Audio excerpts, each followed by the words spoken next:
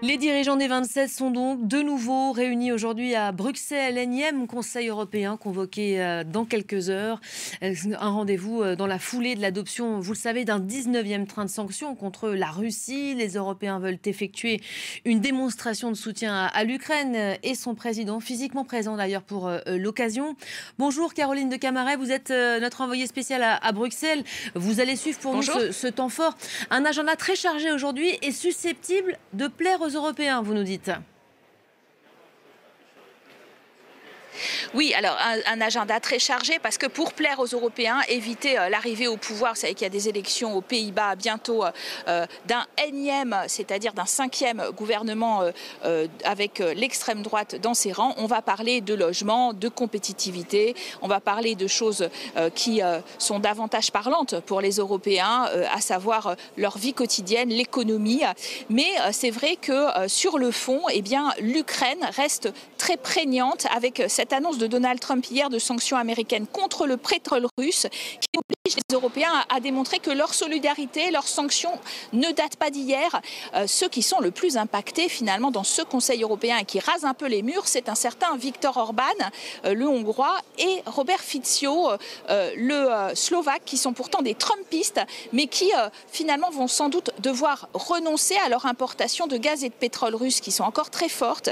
Et ça ne fait pas leurs affaires. Et puis Viktor Orban qui est aussi un peu vexé parce qu'il devait y avoir un sommet en Hongrie entre Trump et Poutine qui a été annulé. Et ça ne fait pas ses affaires. Il est quand même assez en difficulté dans son propre pays, dans les sondages, en vue d'élections qui auront lieu en avril.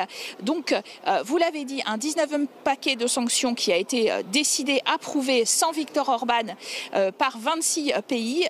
Volodymyr Zelensky qui est accueilli ici ce matin dans le Conseil avec les Européens et les chefs d'État qui renouvellent leur accueil très chaleureux et leur soutien.